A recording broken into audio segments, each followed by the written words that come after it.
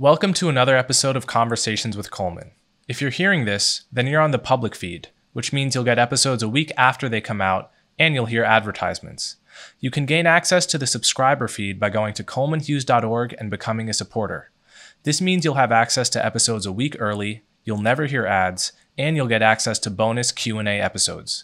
You can also support me by liking and subscribing on YouTube and sharing the show with friends and family. As always, thank you so much for your support. My guest today is Michael Shermer.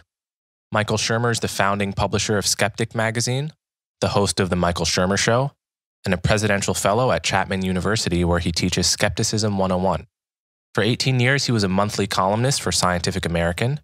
He's the author of New York Times bestsellers Why People Believe Weird Things and the Believing Brain, Why Darwin Matters, The Science of Good and Evil, The Moral Arc, Heavens on Earth, and Giving the Devil His Due, which is the subject of today's podcast.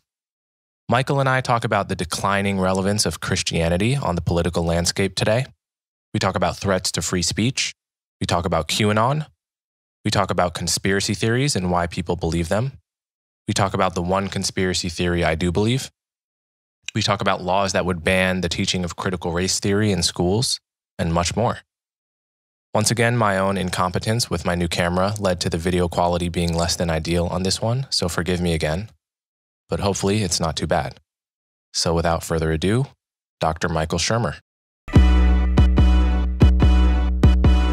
Michael Shermer, thanks so much for coming on my show. Oh, nice to see you. Thanks for having me. I think the last time we saw each other was at that Quillette party in Toronto. Yeah, that must have been, 2019? Something like that? Yeah, in the before time, as I'm calling it now. Yeah, no, instead of the after time. Yeah, BC before Corona. Exactly. Yeah. Yeah, and I remember, I think the first thing I read of yours was The Moral Arc, the book from years ago. When was that published? That was 2015, the original cover here. Yeah. I have a picture of Galileo there schooling the church fathers. Yeah. Yeah, that was 2015. And, so most of the data I had in that I collected in 2014, and it's all pretty positive in terms of race relations and so forth. And boy, things have taken a turn in the wrong direction since then, at least in terms of, the kind of anti-racism movement, or however you want to characterize it. So seems like I'm fighting this battle all over again of trying to convince people that things are really quite good, comparatively speaking, over the decades and centuries in terms of race and gender and so on. But if you just listen to the current events, you'd think things had never been so bad in America. Yeah, and that might be a good place to start. You've been, along with people like Steven Pinker, who you dedicated your most recent book to, and we'll talk about that book as well. I think, but both you and I have been part of a cast of characters that are inclined towards not optimism in the sense of sort of always looking at only the good of things, but in empirical optimism about actually how good it is to be alive right now, how much progress humanity has made over the past decades. And this is obviously a very controversial argument. I think most of that controversy has fallen on Pinker for his book Enlightenment Now, and I had him on the podcast several months ago. But your book, The Moral Arc, is in that vein. And you have a lot of, so many different books, it's sort of hard to know where to start or what to talk about with you, because you have books talking about skepticism and rationality. You have books about sort of conspiracy thinking, or at least one of your book touches on that topic, which I find interesting, and free speech, and then older stuff about Holocaust deniers, and you've been sort of all over the place.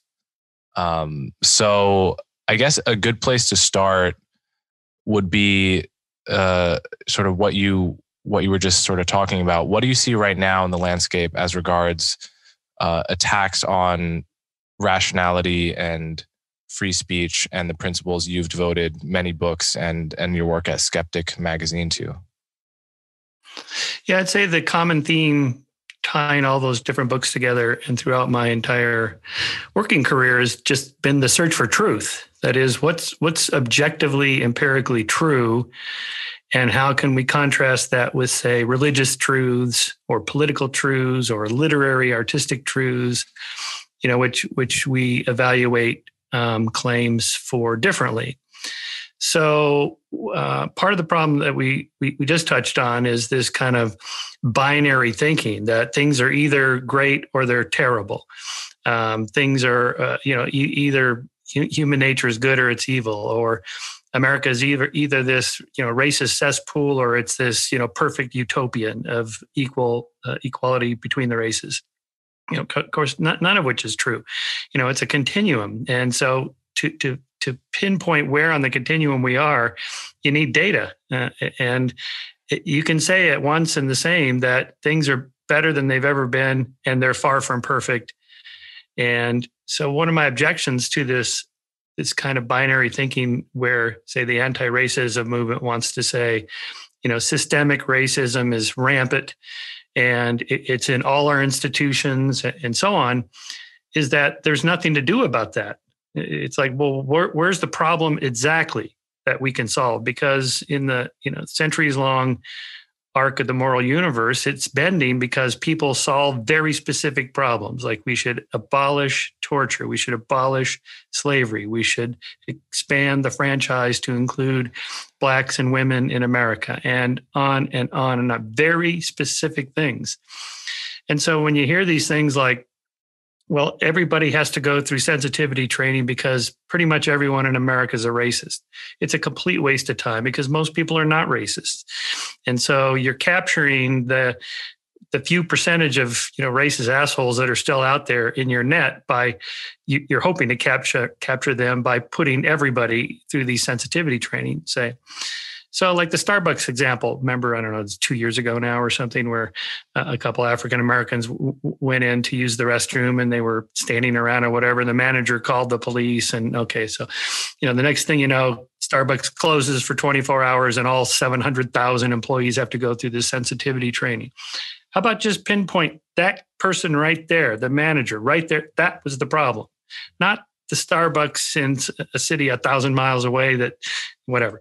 And, so that, that's one troublesome thing. The other thread, though, is that I think we can draw conclusions about not just whether Bigfoot's real or not, or whether aliens have come to Earth, the kind of standard skeptic stuff. That's kind of the fringy elements. Really, it's the same principle. How do you know anything is true? And so the moment you start thinking about that, you think, well, there is a way to find out, science. And so can we apply scientific thinking and reasoning and empirical evidence and falsification and Bayesian reasoning and on to everything, not just, this claim or that claim, but everything. So that's been my life's work, to try to do that to everything. So, the latest projects are, can you tell the difference between right and wrong, moral and immoral, using facts and reason? And I argue you can, at least in some cases.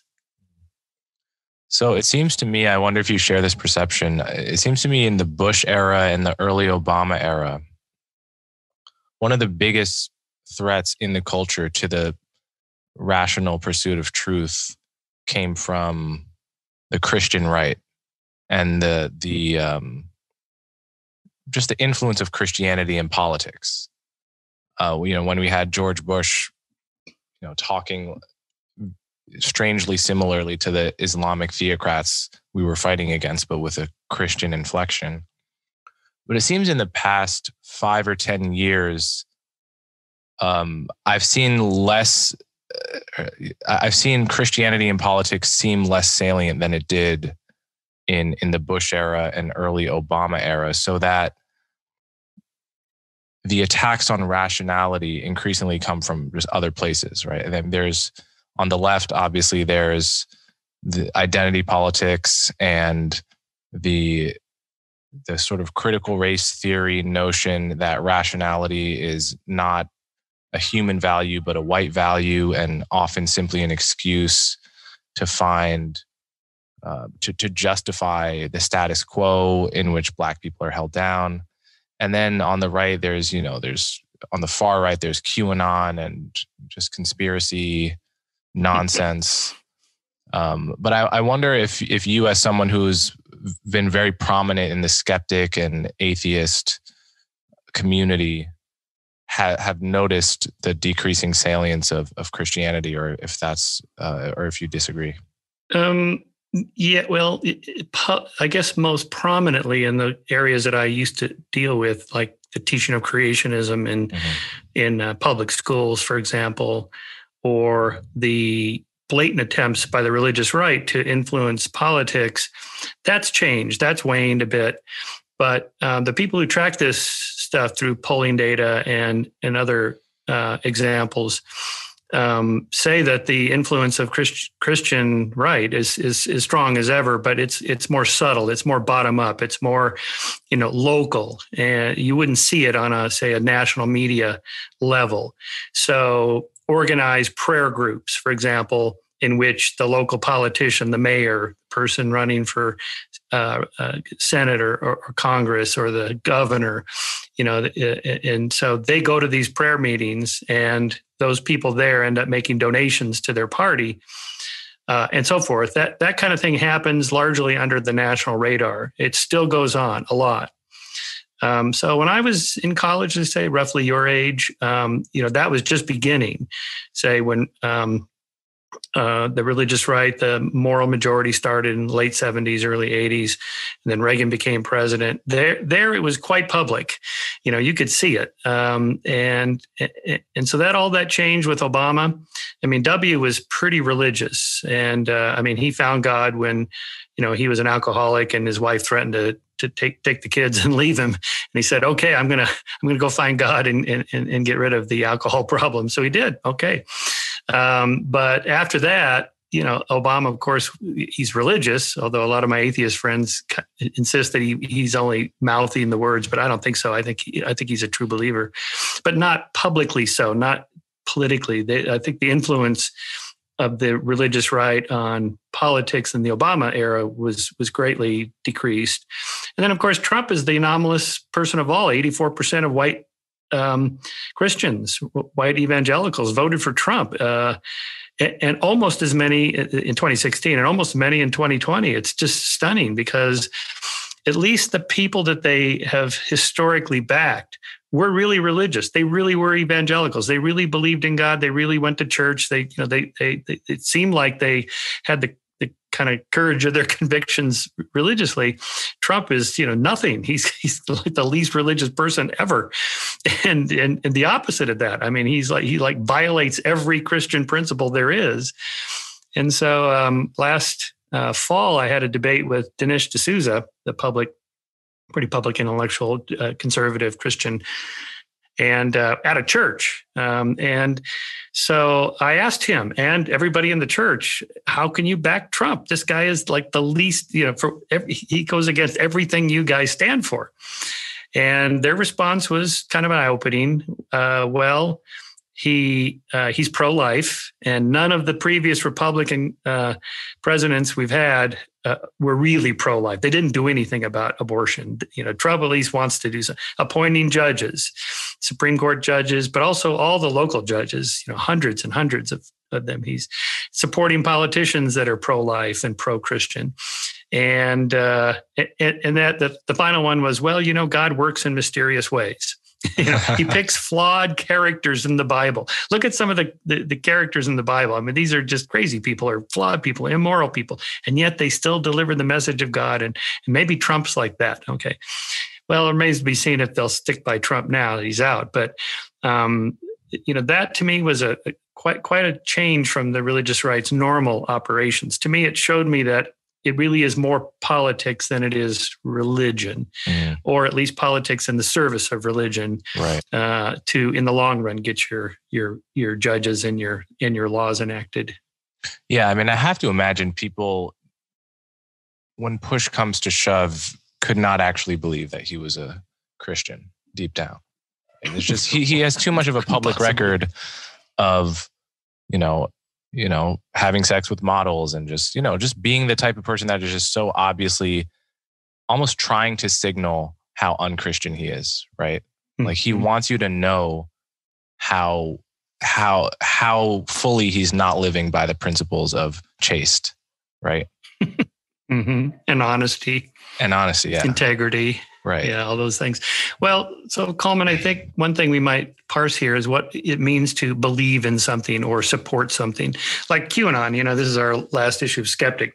Oh, yeah. This the idea that there's a satanic cult of pedophiles led by Hillary Clinton molesting children in pizzerias. I mean, this is so insane, so stupid, so crazy. No one could possibly believe it. So when you have 29% of Republicans that polled 2 weeks ago report they think there's maybe something to it, they can't possibly really believe that. So when they're operating not at an objective truth, empirical truth level, there really are pedophiles really doing these things in a pizzeria. Hillary's really involved. No, I think it's more of a political belief. That is, I'm signaling that I am committed to our position, our tribe, our leader. Almost like a cult, the crazier it is, the more virtuous my signal is by saying I commit to it. And I think maybe that also explains Trump. No matter how crazy he got, as he himself said, he could shoot somebody on Broadway and he'd still have his supporters. Okay, what is that saying? That's saying that that's a different kind of truth, sort of a political tribal truth, you might call it. I think a point you made there in passing is one I find very interesting. You said, the crazier it is, the more virtuous a signal it is.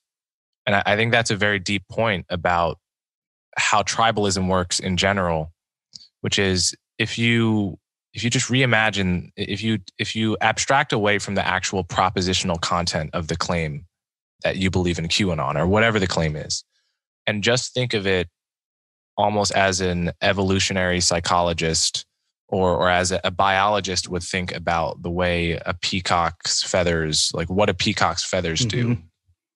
The utterance you're making at some level operates as a proof of how loyal you are to a particular tribe that you were arbitrarily born into or whatever.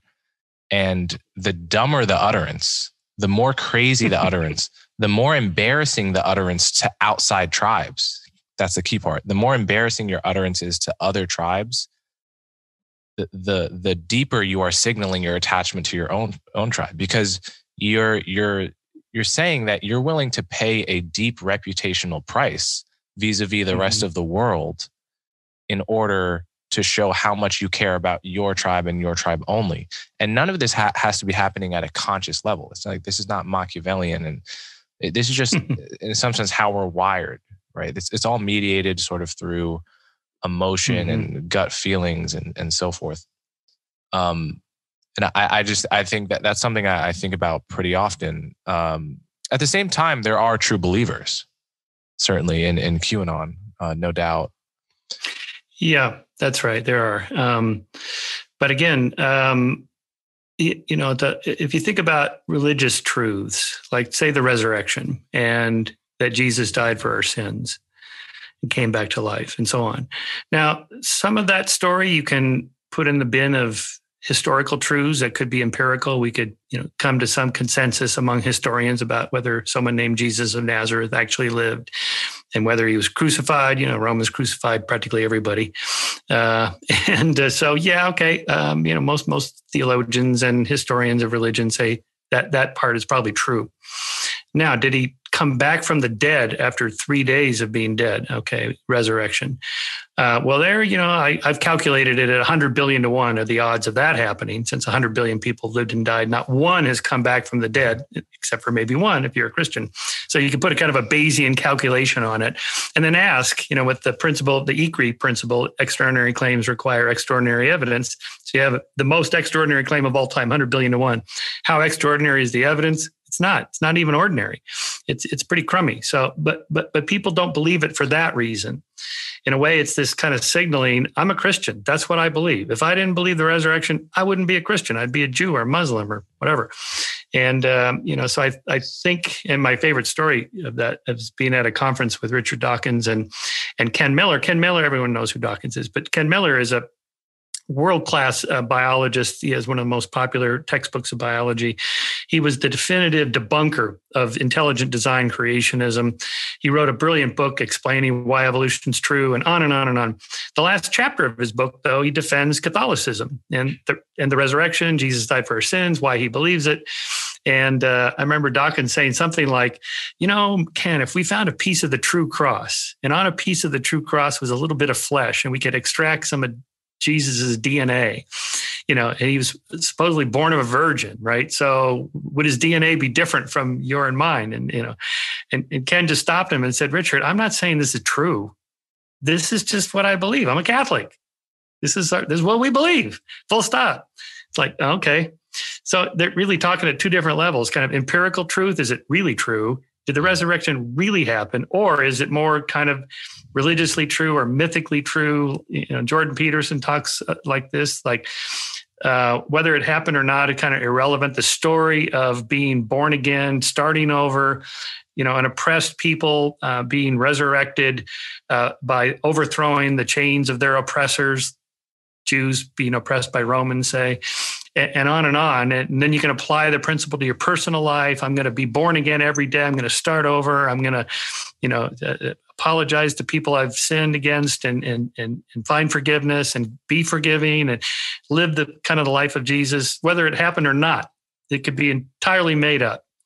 And there's still a truth there, a kind of a literary truth touching on human nature, something like that. And so there, I think we're talking at two different kinds of truths. Shelby Steele, who I had on my podcast a few months ago, has this notion of a poetic truth, which I think is a phrase that I like. And he was using it to refer to the idea that in Ferguson, Michael Brown died with his hands up, saying, hands up, don't shoot, which has been debunked every which way by the witnesses of the event and by the report by Eric Holder and so forth.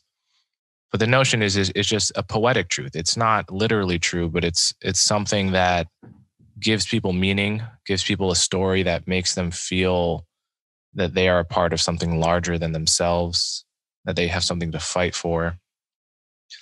And this kind of thing is ubiquitous. It's not just religion, it's politics, it's everything. And yet there's always, I think a lot of what your work deals with is that there's always this sort of gadfly. There's a gadfly going back to Socrates, saying, is this stuff actually true? And doesn't it matter if it's actually true? Like, aren't we, doesn't it matter that we're actually in contact with reality? Is improving humanity and just creating a better world simply a matter of telling more and more compelling stories that might be true? Or is it a matter of getting closer to the truth and finding reasons to make all of those kind of improvements you mentioned, such as George W. Getting over his alcoholism and so forth, finding reasons to do those things that don't require fairy tales. Yeah, I get the idea of poetic truth. I understand why that motivates people. It's like the message that Pinker and I have, if you put in a slogan, what do we want? Slow, gradual change through legal measures. When do we want it? Eventually, over a long period of time. It's just not exciting, right?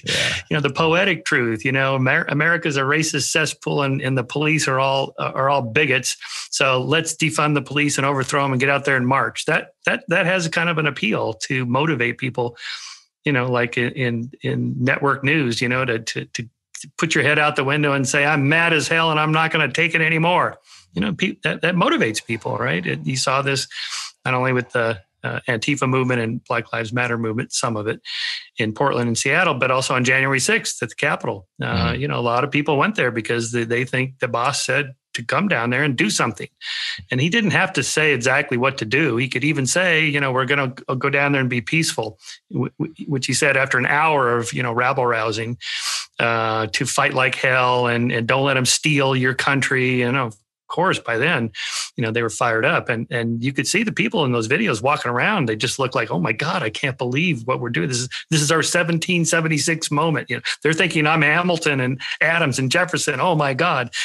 and that's just not how it happens anymore. I mean, again, most of the good change is done non-violently, very peacefully through legal measures, and that Dr. King and Gandhi show that that's the best way to do it, but it's not exciting. It's not romantic. It just takes a long time. Yeah, I want to circle back to QAnon actually, because this is, I don't think I've ever had the chance to talk about QAnon at length with anyone on the podcast, but you seem like maybe the perfect person to sort of talk about this with. I hadn't seen that Skeptic Magazine had published something on QAnon. Did you write that, or was that somebody else? We have 2 articles, one by me, one by Dan Loxton, one of my editors, who researched it pretty carefully. We show that it's really, it's a very old conspiracy, actually. It has elements of past conspiracies, including the kind of recovered memory movement in the 90s, the satanic panic of the 80s, that kind of white nationalism of the 50s and 60s, pushing back against the civil rights movement, all the way back to the protocols of the elders of Zion, how the Jews were going to take over the world. There's a strong anti-Semitic element to the conspiracy theory. The Jews are doing this and that.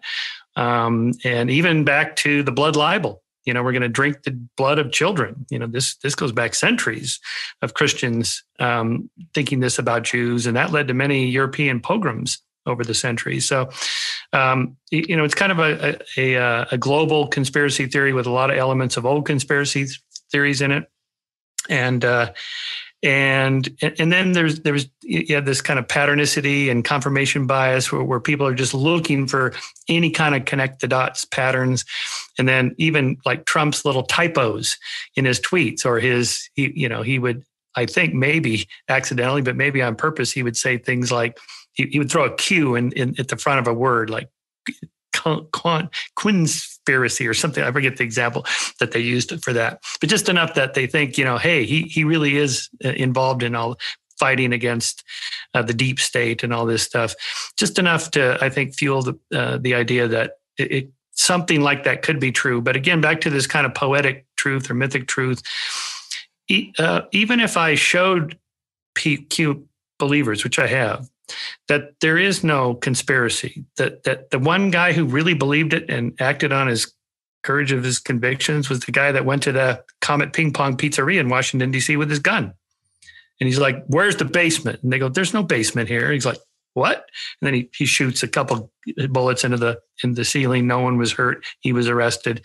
He went there to break up the pedophile ring, which is kind of a rational thing to do if you think there's a crime unfolding right before our eyes and no one's doing anything about it. Yeah. I'm going to do something about it. Right. Yeah. But I think for the average person, it's mythic. It represents something else. Like, I don't trust the government. I don't trust the state. I don't trust politicians. They're lying, cheating bastards. And I'm going to do something about it. And Q is giving us some clues or whatever it is. It doesn't really matter what it is.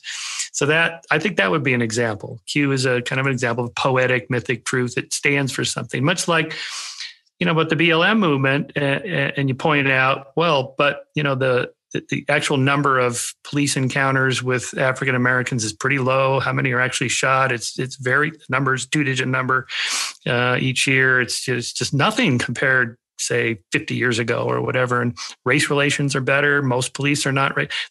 That's not, they're not operating at that empirical level. They don't want to know the numbers. What's the actual number? What actually happened in Ferguson?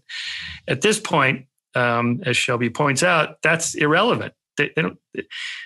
They're operating at this other mythic, poetic level. And I think that's the problem. And the solution is what you just said, is like, what's true really matters. Because if it's not true that most police are racist, then there's no reason to defund the police. If there are racist police officers, people that should never have a badge and a gun, go stop them. If it's that department right there in that city, that precinct of that city, do something right there. It's like what bothered me about that letter that Princeton University released, I don't know, 6 months ago or whatever, saying, well, we're complicit in the systemic racism.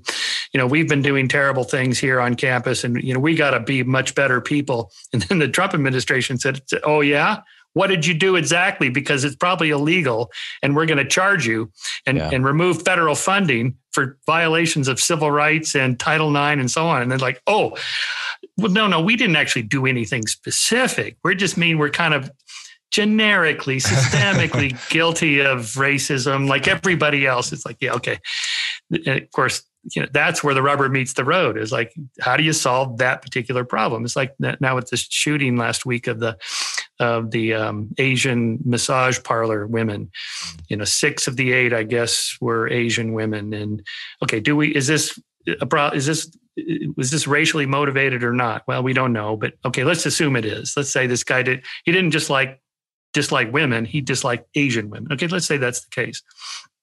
Now we're going to go through this. Well, everybody has to go through sensitivity training, me and you and everybody, because there's one nut job. Well, maybe it's just the one nut job, and maybe there's 10 of him in America, or whatever the number is. It's not, 340 million Americans are anti-Asian, so we all have to go through sensitivity training. Complete waste of time, waste of money, and if anything, it'll have a backfire effect. People will just resent it and think, well, okay, maybe I'll just be a racist asshole then if you're going to keep accusing me of that. So anyway, I'm kind of sidetracked there. But the QAnon thing, again, this is a real test of the motivation behind conspiracism. Is that, again, it's kind of signaling a distrust of something, like anti-vaxxers. They distrust big corporate and big pharma, big corporations, money-making organizations, or on the other side, they distrust the government. And, anti-GMO, that's largely anti-Monsanto. You can pinpoint it to an actual company that they don't like. Or anti-nuclear. I don't trust scientists. I don't trust technology. One disaster, like Chernobyl. Okay. And then, on the other side, climate deniers, they don't trust the government and science organizations or scientists themselves. So again, even the role we have at Skeptic of debunking those claims and showing here's the actual numbers or here's what's actually going on. Sometimes it's effective for people that are not committed, but for those that are already committed to the belief, that's not why they believe in the first place. It's more this poetic thing. It stands for something else, that I don't trust authorities. And it might even stand for something that's partly true. Like, it makes sense to not blindly trust the government or blindly trust huge corporations, because all of these entities do immoral things from time to time. And presumably they don't get caught doing every immoral thing that they do. So right. You can acknowledge that and then not believe a specific conspiracy theory. But I've read a long excerpt from Skeptic Magazine about 9/11 trutherism and your debunking of that. And I wonder if you ever feel this is sort of a thankless task, right? Because most people don't believe in the 9/11 truther and, conspiracy and roll their eyes if they have the one friend who sort of goes on about it. In my case, I have an acquaintance whose latest conspiracy theory is that the trans industrial complex is trying to make people gay by using SSRIs, which has so many separate questionable links all thrown together. That's a funny one. But I guess one of my questions is, do you get people writing to you saying, I was hook, line, and sinker for 9/11 truther until I read your article, and now I actually understand why the steel beams could melt at or could partly melt at 1200 Fahrenheit, or is it? Do you feel like you're just shouting into the void on these things? We do get those. I do. I don't have a data set for that, but more often we hear from people that were just curious and they just didn't know. Like, well, what is the deal with the nanothermite, or what does temperature does steel melt at, or whatever? But again, it's one of these mythic truths. Again, I guess, so in 9/11 Truth or Circles, there's a debate between the lie hoppers and the my hoppers. So lie hop, let it happen on purpose, versus my hop, made it happen on purpose. The question is, what was Bush's role, W's role in this? Did he know about it and let it happen, or did he actually orchestrate it? Okay, well, neither one of these are true, but there is a truth in there. I call it cow hop, that is capitalized on what happened on purpose. This is what politicians do. This is what presidents do. Like there was conspiracy theories about Pearl Harbor. Maybe Roosevelt was in on it. Maybe he knew about it and let it happen. And they found a few memos, dated like a few months before, showing, the Japanese are intending to attack American military bases. And they had a list of them where they might attack, one of which was Hawaii. So this was uncovered after Pearl Harbor. So it was like, aha, look, there's an intel given to the White House, but it wasn't given to the White House, actually. They had so much intelligence about what the Japanese might do that they stopped sending them all to the president's office because he couldn't read them all and they couldn't process that much information. After the fact, with the hindsight bias, you go, oh, okay, so it was Hawaii. So there's the memo.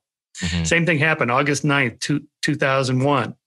Condoleezza Rice has a memo saying bin Laden is intending to attack the United States on U.S. soil. There it is. Bush had to know about that. No, there was like 10,000 pieces of intel that summer about what Al-Qaeda may or may not do here, there, all over the world.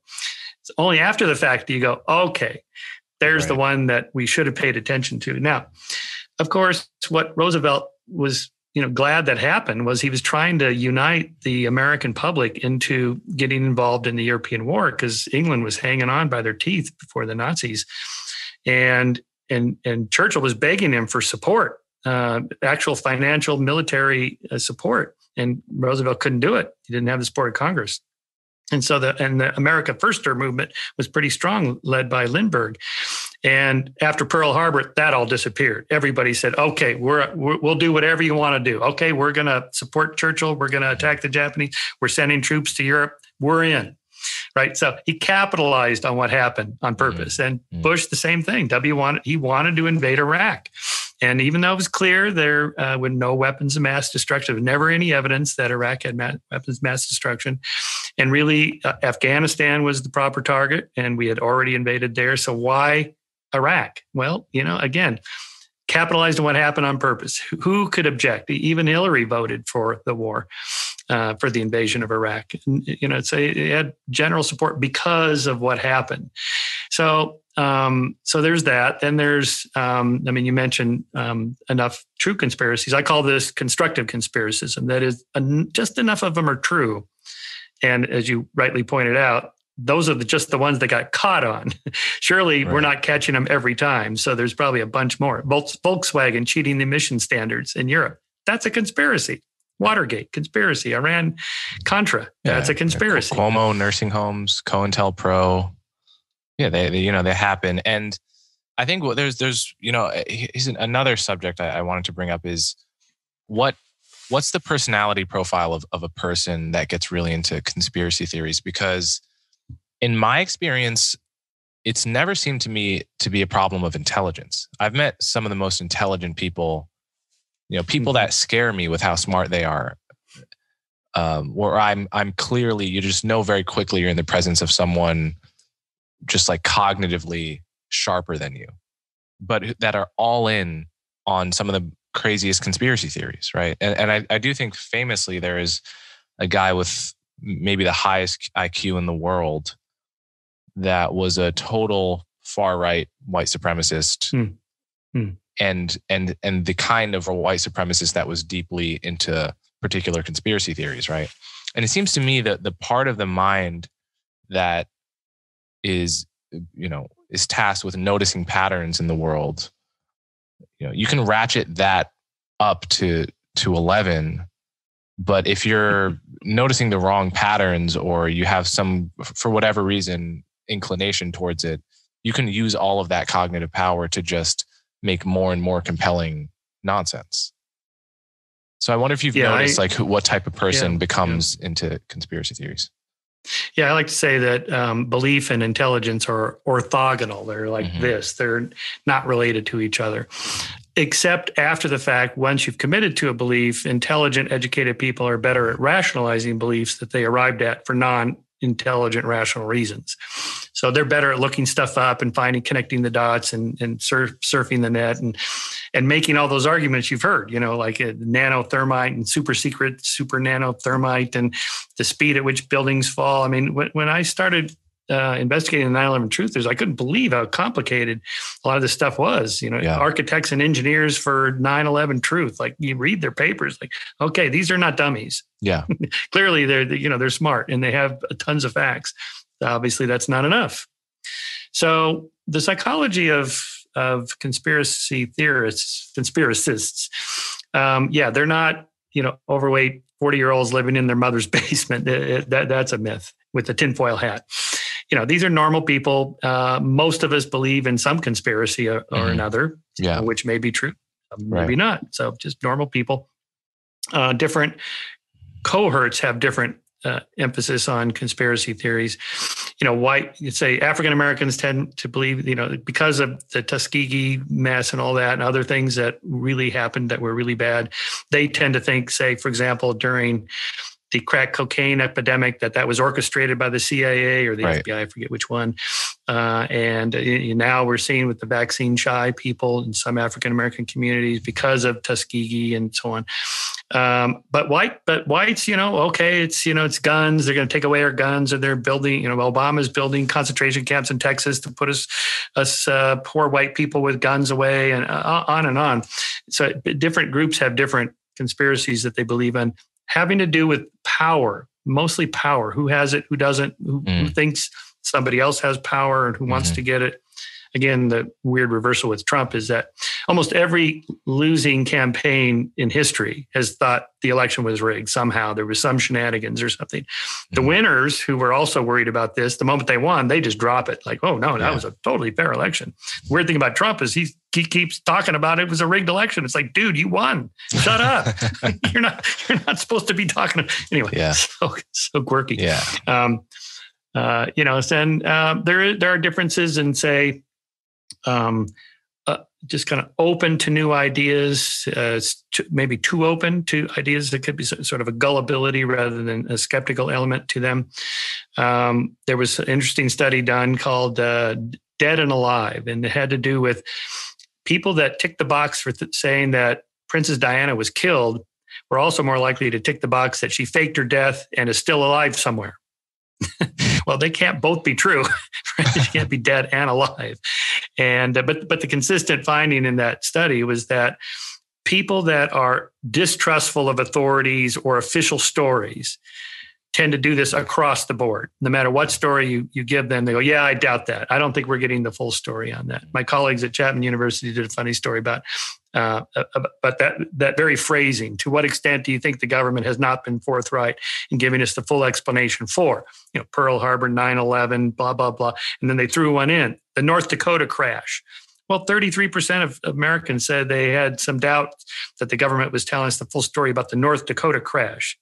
What North Dakota crash? They just made that up. They just threw it in there just to see if people would tick the box. So either people don't know what they're doing when they take surveys, or they're just are kind of globally skeptical of any kind of authority. Right. And I share that skepticism in many ways. But, and this is another thing I've noticed, is that I've often found I tend to get along with conspiracy theorists up until they start talking about their favorite conspiracy, at which point I'm totally skeptical. But it does seem to me, my position as a writer has often been that I'm challenging what I view as a mainstream consensus on the topic of race. So, for instance, the idea that, I remember when Ahmaud Arbery was killed several months ago, you see a New York Times op-ed about how it's rational for Black people to fear for their lives when they go out on a jog. And that's something I'm seeing in the New York Times, which is, obviously enormously respected, mainstream, and so forth. And immediately I just doubt this, right? I doubt it from the point of view of common sense, from the point of view of, as well as from the point of view of just being in touch with the data. in addition to lived experience. The whole set of ways in which people come to conclusions about the world, I very much doubt it makes sense for a Black person to fear for their life going for a jog. And yet I'm sort of constantly inundated by this sort of species of beliefs that seem totally irrational to me. And that has definitely led to a skepticism, especially with regard to certain issues about which I know that a place like the New York Times is going to reliably exaggerate. And so I can often get along with a conspiracy theorist because they can sense that I also doubt what the man is telling us, or whatever. But then it just, the moment you start talking about a specific conspiracy, I can't get on board with almost anyone, because I'm thinking of how many people would have had to keep it silent. That's a huge factor for me in the implausibility of 99% of conspiracy theories. If it requires 2 or 3 people to keep a secret, then I'm listening. If it requires hundreds, right, then everything I know about human nature and the tendency to gossip and how difficult it is to even keep a secret from your friend's friend, right? Just reflect on your own social life. Like, how long have you been able to keep a secret, or how many secrets have been told to you by your friend? Did you know X did Y with, it takes about 2 seconds. It's like, we love gossip more than we almost love food, right? So that's right. Especially when something as juicy as a huge conspiracy theory, right? That you just can't keep that. Yeah. How many times have you said to a friend, okay, I'm going to tell you this one thing, but you can't tell anybody else. Exactly. And then they do the exact same thing. Yeah. 3 people can keep a secret if 2 of them are dead. Ben Franklin. Right. Yeah. I was on G. Gordon Liddy's radio show in the 90s. My first book came out, Why People Believe Weird Things. And of course, he was one of the main orchestrators of Watergate, the Watergate break-in. And he asked me that question. I said, well, you're the one who knows about this. And he goes, yeah. The 2 things he said were the can't keep their mouth shut problem and the competency problem. Most bureaucrats are incompetent. If you have a dozen of them have to do 20 different things all at the right time, they're not going to do it. I mean, Watergate break-in is a classic example. All they had to do was break into a hotel room, and steal some stuff. They couldn't even do that. But, so much less, orchestrate world domination for the United States. Impossible. You just can't get that many people to do those things. And, so that, and also, again, the more elements that have to come together, more people, the bigger the conspiracy, the less likely it is to be true. Excuse me. Very specific targeted things, like we want to rig this election or we want to aid that political party. This happened a lot in the 70s, 60s and 70s. The CIA was involved in backing certain fascist dictators over communist dictators in South American countries because the fascists were at least friendlier to U.S. business interests, whereas the communists were just going to nationalize our companies. So we don't want to back them. So we were doing things like helping to rig elections and orchestrating the assassination of foreign leaders until I think it was Gerald Ford or was it Reagan? It might have been Reagan who passed that law against we can't assassinate foreign leaders. It was legal before that. I like to tell the story of Operation Northwoods, which was a document given to Kennedy by his Joint Chiefs of Staff, so the highest ranking people in his administration, of how to orchestrate a false flag operation to have an excuse to invade Cuba and topple or assassinate Castro. Now, this all came out in 1997 when there was a tranche of JFK conspiracy-related documents released.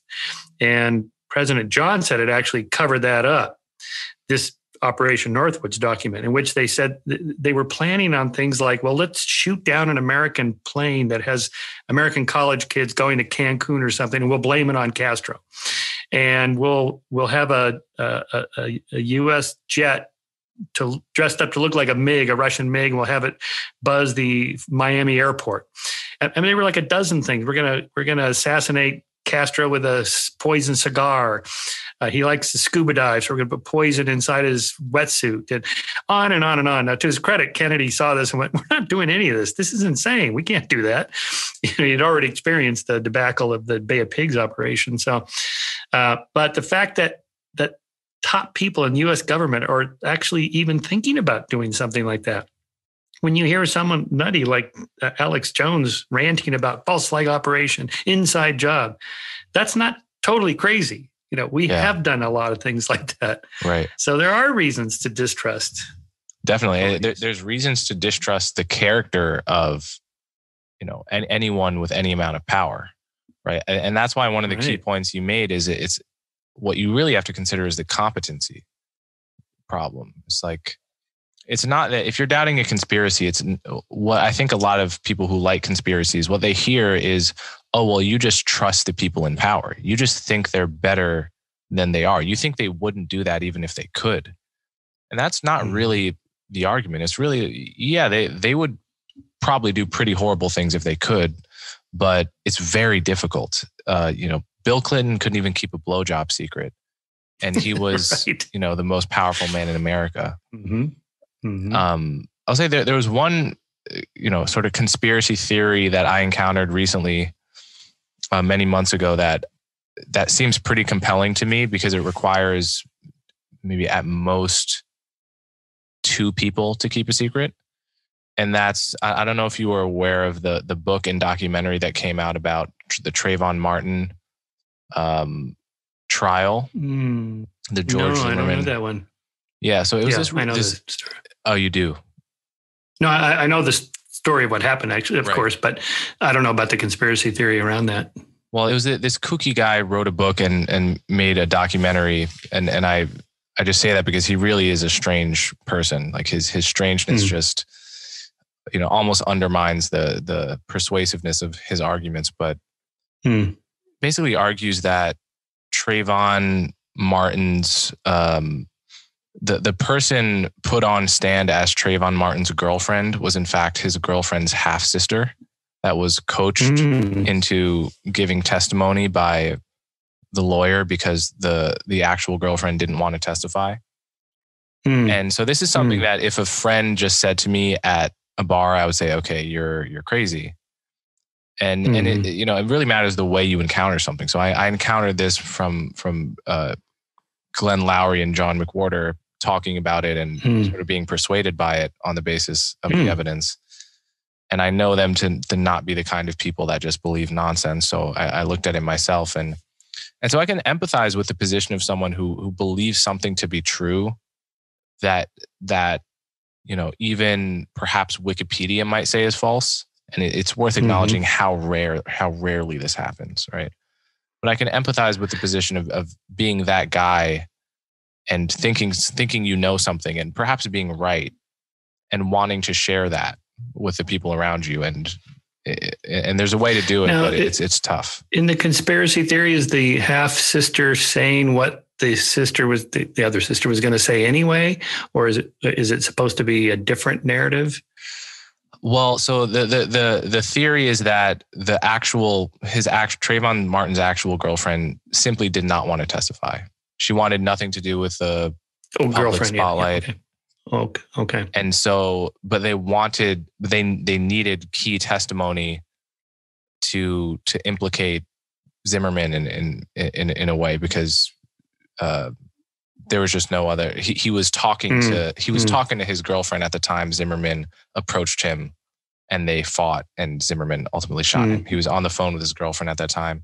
She wanted nothing to do with it for totally understandable reasons. Yeah, this reminds me a little bit of the OJ case, because the defense argument that the police planted evidence, again, was not completely crazy. They have done stuff like that. And ESPN had a really good documentary series on the background to the OJ trial, going all the way back to the 1950s. And, blacks moving to the Los Angeles area from the South, and the rampant racism that was there in the police and all the shenanigans that went on 50s, 60s into the 70s. And, it didn't really start tapering down until the 80s, such that by early 90s, there probably wasn't that much racism, but still in the minds of African Americans living in Los Angeles, from where the jury was selected, they know that happens. Right. and so, and again, did they really believe OJ didn't do it? Here again, I'd go back to my distinction between different kinds of truths. Mm-hmm. I think probably they suspected he did it. I mean, how could you not? It's pretty obvious he did it, but the idea that we're going to say he was not guilty in a way is we are signaling we recognize the racist past of the LA police and the court system in California and so forth. And so we're going to, kind of stick it to him that way. It's a different kind of signaling, I guess. Virtue, I don't know what you call it, not virtue signaling, but sort of, I guess, moral. Yeah, and it's making a particular case stand in for a larger argument. So instead of, yes, did OJ do this particular crime, it's, are the police in general racist towards Black people in LA in the 90s? And the answer to that question may very well have been yes. The answer to the question of whether the cops in LA in the 90s acted very unethically towards the Black community, towards Black men in particular, and were corrupt. The answer to that could 100% have been yes, and in many ways probably was. At the same time that O.J. Simpson in particular, did kill those two people. But I think some people have trouble sort of decoupling a particular case from a larger issue, right? So it simply becomes a stand-in. Yeah. That's why judges have those very specific instructions. You are not to think about this. You are not to consider that, and so on. But of course, it's not an impenetrable barrier they're putting up there. Jurors can do whatever they want in the privacy of their rooms when they're talking about these things. Yeah. All right. So I want to pivot a little bit and talk about free speech, which is really the main topic of your latest book. Can you talk about what motivated you to write about free speech at this particular time? Well, I've always been a free speech advocate. Politically, I'm largely libertarian leaning, or at least maybe classical liberal is a little softer term, I guess. And I hadn't written any books about free speech, and Giving the Devil His Due is really a collection of essays on a variety of topics. But kind of the main theme, if there was one, it would be, free speech, free thought, open inquiry. Science is, I'm a science guy, right? So science is based on this very principle of open dialogue, discussion, disputation, argumentation, conferences, peer-reviewed journals. You have to talk because it's the only way to know if you've gone off the rails. Everybody has ideas, and most of them are wrong, including hypotheses, thrown out by scientists. Most of them are wrong. That's why science is very conservative in that sense. But the only way to find out is to put it out there and see what people say, and including and especially your colleagues. So you end up with this kind of consensus model of how science works. Over the years or decades of some particularly complex problem scientists are talking about, studying, researching, debating, usually eventually they reach some consensus. Like, yeah, we're pretty sure it's that global warming is caused by, human activity, and here's what we think is going to happen, and so on. They get a consensus. Not everybody. You're always going to find 2 or 3% hangouts. Big Bang didn't happen. Evolution's not true, whatever. But they reach a consensus, and the way that happens, the only way it happens, is again this kind of open conversation, this dialogue that you absolutely have to have. And actually, like the epigram to the moral art captures that nicely too, from J. Robert Oppenheimer. There must be no barriers to freedom of inquiry. There is no place for dogma in science. The scientist is free and must be free to ask any question, to doubt any assertion, to seek for any evidence, to correct any errors. Our political life is also predicated on openness. We know that the only way to avoid error is to detect it, and that the only way to detect it is to be free to inquire. And we know that as long as men are free to ask what they must, free to say what they think, free to think what they will, freedom can never be lost and science can never regress. And so the reason for the giving the devil's due at this time in 2020 is that we've seen kind of a monstrous reversal. On the left, my tribe of liberal supporters of free speech, socially liberal, they've gone the other direction, very censorious. We have to, combat hate speech with censorship laws and on and on. And it's like, no, that's not the way to do it. It's the opposite thing we should be doing. So, and it's gotten worse in the last year since my book came out, in terms of like discussing the trans movement that's kind of kicked up in the last year and a half or so. Is it really, triggered by a social contagion amongst teenage girls on social media and in certain high schools and middle schools and in these pockets where, they kind of fuel each other? Or is it really just the real numbers are really that high and our oppressive society has kept them down? Which is it? These are two hypotheses. So there's only one way to find out. You got to do the research and talk about it, publish books and articles and so on. And a lot of people don't think that, and that's worrisome. Yeah. And what's more worrisome is that free speech, I think, with each passing day is becoming encoded as somehow a right-wing signaling phrase.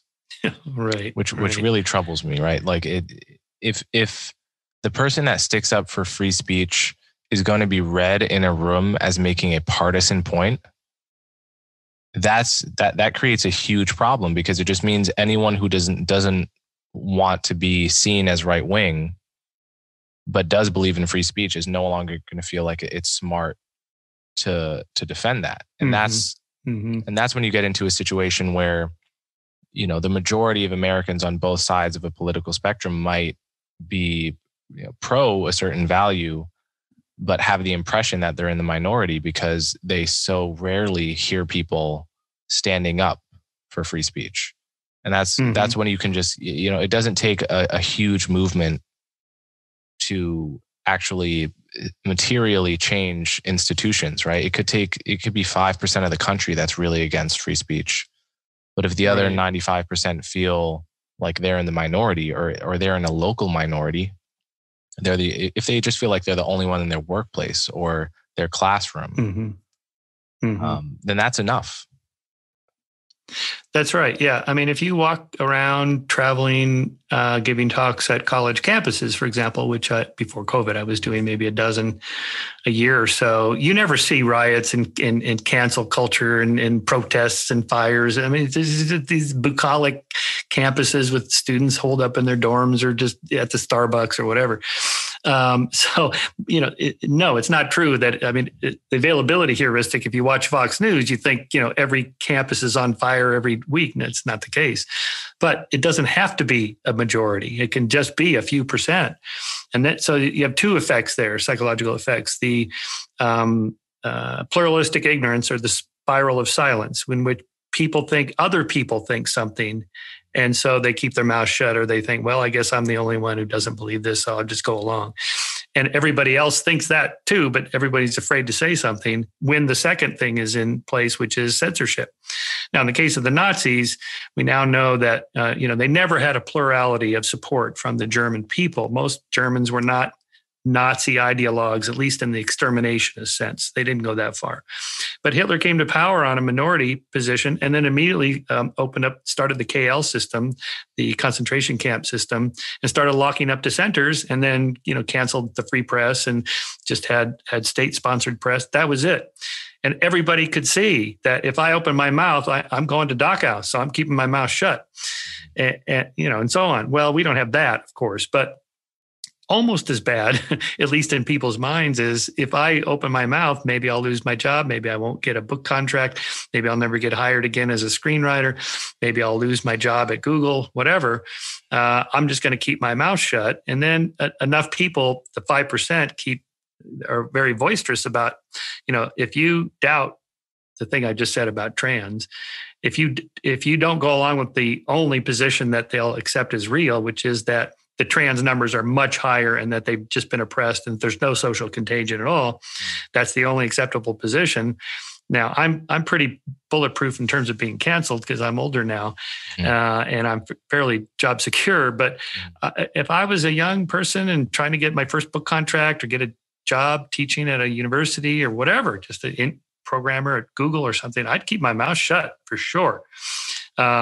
Just because, the punishment is there. It's not the gulag, but it's pretty serious, because if you don't have money, you don't have an income stream, and you're starting a family, you're starting a career, and you can't get a job, or you end up in a job that you don't want, that you're not trained for. That's a pretty serious consequences of not being able to voice your opinions. So I think we just have to keep pounding on that. It's not true that, well, back to your opening point, the left argument is that anyone who defends free speech, that's a right-wing dog whistle for saying, we want to say racist, trans, misogynistic, bigoted things without any consequences at all. And we're calling that free speech. Okay, we have to put a stop to that. This is not what's going on. Right. And the way I can prove it's not right-wing is that I've been alarmed that there are now some laws intended to be anti-woke or anti-critical race theory that have been proposed that have basically, the idea is to ban speech that condemns America as inherently racist, and some of the language of the proposed laws is so vague that as to condemn or ban, any idea that's, quote, divisive being taught in schools, right? And these are laws that are favored by a lot of people on the right as a way of pushing back against the encroach of critical race theory into K through 12 education, which is something I really worry about it as well. But the idea that the response is to actually pass a law that bans a whole vague domain of speech, right? That's absolutely not the answer if you care about fighting critical race theory, right? That is you are becoming what you hate most in that case. Right. Yeah. Yeah, exactly. No, it's, we've said a few things about the New York Times but Fox News, they're just bad. It's just unwatchable, at least the nighttime, the evening entertainer. I don't call them journalists. They're entertainers. It's the entertainment portion of Fox News. The daytime people they're pretty good at Fox, but again, at any given evening, I'll occasionally toggle back and forth between CNN and Fox. And it's like they're reporting the same story. And I'm on like two different planets. Like, what in the world is going on here? They resemble the stories not at all. And I know it's the same. So again, you got to go to other sources. And, it's a problem. I do think this is a problem that also links back to conspiracy theories, is that news has to compete with entertainment. And entertainment has gotten really, really good. And I think part of the appeal of conspiracy theories is that they're much more interesting than the actual news. The actual. Yes, again, it's a kind of exciting. It's sexy. It's romantic to think. Course, there's this cabal of 12 people that are running the world. Oh my God! Yeah. It sounds like the plot of a lot of great movies. Yeah, exactly. Yeah, I have this passage from QAnon that I sometimes read about, what if, have you ever wondered why there's war, why there's poverty, why there's crime? What if I told you it's one thing that explains it all? What if I told you you can be involved? It's like, okay, I get that. It's like the idea that war is caused by these 12 different variables, and you have to run these complex regression equations to figure out which is the strongest one, blah, blah, blah. And, take economics, you have to take a PhD in economics to understand what the hell is going on. And even they don't know what's going on in the economy. It's easier to think there's these 12 guys called the Illuminati that are doing that. Right. No, it sounds like the plot of Lord of the Rings or Star Wars. Why is the world so miserable? Well, this guy's evil, and now let's put some amazing classical music on in the background and get him.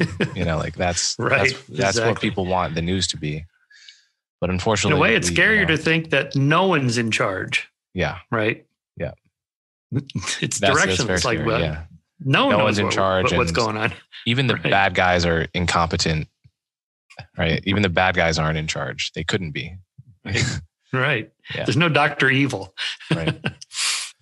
Well, on that note, can you point my listeners in the direction of where to find your work, maybe Skeptic Magazine or elsewhere, and your Twitter handle?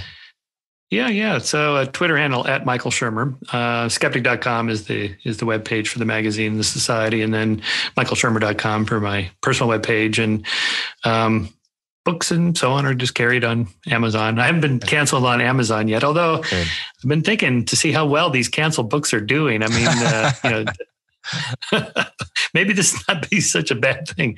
Yeah. Some guy that wrote a book critical of the trans movement we were just discussing, Amazon canceled his book. I think it was called When Harry Became Sally. Anyway, and then next thing I know, like the next day, the Wall Street Journal publishes his op-ed, Amazon won't let you read my book, 2.8 million readers. I'm like, okay, way to go, Amazon. You really canceled this guy. No one knows who he is now. So, no, exactly. Again, it's the perennial problem of cancellation is it backfires, right? You make people more interested in the thing. Yeah. And the best thing to cancel my book and let's get the Yeah. Somebody cancel. Well, the book is called "The Devil." Give the devil his due. Giving the devil his due. Giving the devil his due. All right. Yeah, I'm a secret right wing bigot, just trying to dog whistle my right wing followers. Okay. Yes. So cancel that book. Exactly. Well, I hope you get canceled and your sales go up. In the meantime, it's been a great time talking to you. Likewise, Coleman. I'm a longtime admirer of your work, and congratulations on finishing college, and can't wait to see what you do next. Thanks, Michael. If you appreciate the work I do, the best ways to support me are to subscribe directly through my website, colemanhughes.org, and to subscribe to my YouTube channel so you'll never miss my new content. As always, thanks for your support.